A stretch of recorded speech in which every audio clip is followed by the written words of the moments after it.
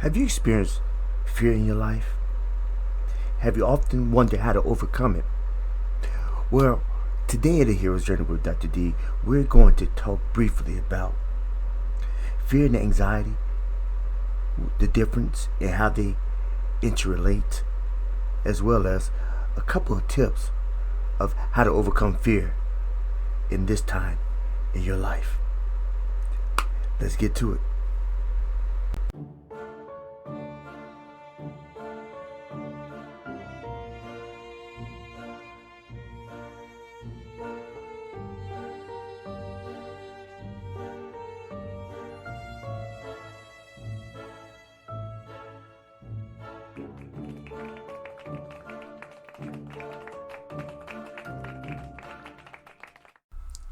Hello, journeymen and journeywomen, and for those who have clicked for the first time, this is a Hero's Journey, and I'm Dr. D, here to encourage, to inspire, to educate, and motivate, helping you get beyond your first move. So, why don't you help me help you so we can help others? By subscribing, you help build a community so we can actually make a better tomorrow today. So go ahead and click the bell for upcoming notifications and upcoming videos, and go ahead and share if you find value in this video. So let's get to the video. Fear. Is it real or is it imagination? That's a good question. You know, there's a saying saying fear is false evidence appearing real. But let's examine that. From the Library of Medicine, they state that fear is an external or imminent danger, but also says that anxiety is something that's unknown or internal conflict. I propose that many people, when they say fear, they're really talking about anxieties. For instance, fear relationship. I fear talking to this girl. Never talked to her before, right? It's pretty much the unknown thing. Internal conflict, feeling inferior. She may turn you down. She may talk about you. You fear about going away to college because you don't know what to expect. The unknown. You fear about taking this test or trying out for a team. Why? Because it's a possibility that you may fail. It's a possibility. It's unknown. It may be internal conflict that you may feel that you're inferior based on something that's going on in your thought life. So for the purpose of this video, we're going to talk about, I'm going to say that they interrelate both of them. That fear and anxieties are the same. So when people say that they fear something, they really talk about anxieties. Or are they talking about fear? That's a good question. It's a false evidence appearing real. Why is it false evidence? Because if it's imaginary, it's not really real. And if it's unknown, it's not really real. It's things that you're creating. But why do you propose that things are being created? You create things from your existing memory. And for your current incoming data, that's your thought life. You're creating fear that stagnates you and doesn't allow you to go forward into things that you need to venture into, like life. You're creating a horror movie. You're creating a pattern of things that you're just scared to go into. And you're just petrified every time you think about it. Why are you thinking about it? Why are you creating a horror movie? You're a producer that's not making any money from it. Create a love story, a comedy, something that makes you feel good inside. Of all the places in the world, why would you want to be scared? Why would you make a bad movie in your mind? Create something that makes you laugh, makes you smile, that makes you feel good. And when I say create, you have the power to create a new foundational memory, even if the existing memory is tarnished. Bacterial means that sometimes we have things in our lives, in our past, that affect our current state because we've never dealt with the things, which creates attitudes, negative and positive. So you have existing memories connected with incoming data. And incoming data can actually be added on to the existing memory of fear of something traumatic that happened and you don't want to experience that anymore.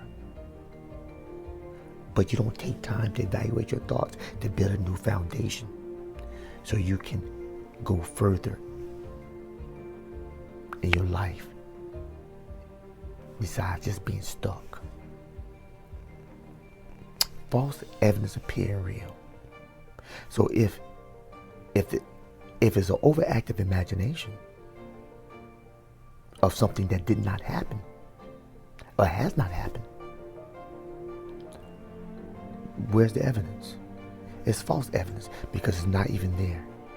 These are things that 99% of the time will never happen. But we create an image in our mind. We create an image. An image, color, size, there's a sublimity, a picture that we hold dear that keeps us in one place and cripples us from movement. Why in the world would you want to be in a place like that? Fear. Do you create it or is it pushed upon you? But if it's pushed upon you, why do you have to keep it? Why can you change things? You can change. You don't have to keep what somebody taught you that's being detrimental to your growth. You can move. I believe that the reason why fear and anxiety is interrelated is because some people's fear is become so powerful, that anxiety becomes so powerful that it connects to fear, and the fear is so powerful it becomes almost tangible and petrifying. For example, for those who have been in military services, when they hear certain sounds, they go right back to the site of combat, and they can literally see things happening even though they're not there. So for them, it's an imminent danger, and it is external and does not feel internal. So fear can be controlled.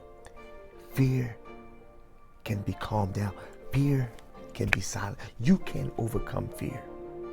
If you have to understand, it's all about your thinking. It's all about your thoughts. What happens is that it's an existing memory which is triggered by something currently happening.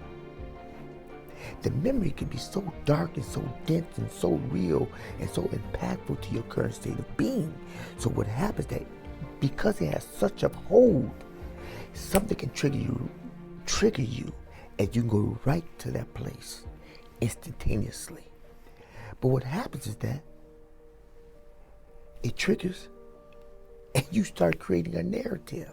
You create a narrative instead of casting down that thought, instead of not entertaining it. It becomes an automatic thing.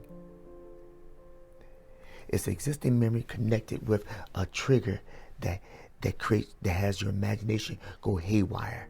And when your imagination goes haywire, you create a narrative that's negative. You create a narrative that builds upon that existing memory that's detrimental to your current growth. I propose, create a new foundation.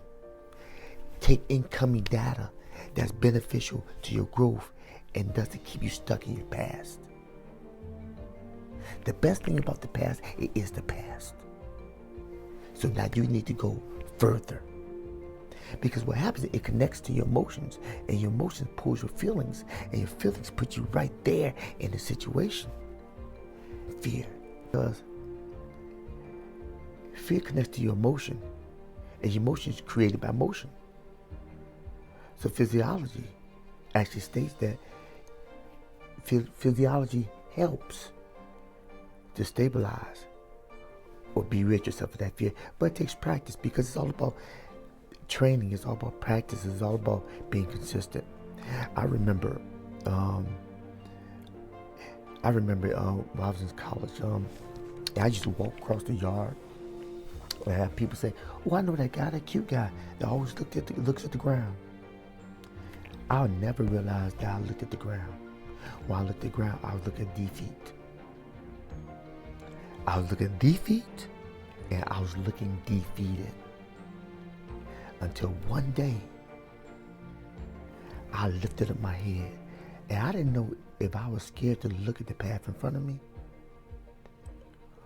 or is more comfortable looking at my feet. But it was an unknown fear of looking at the path in front of me. Because if I can look at the path in front of me, I can address it head on. But a lot of times in life, we look at our feet and we look defeated. We look at the ground, we don't look straight ahead. And we can't see the light on our path because we're not looking straight ahead. It's a lot of things about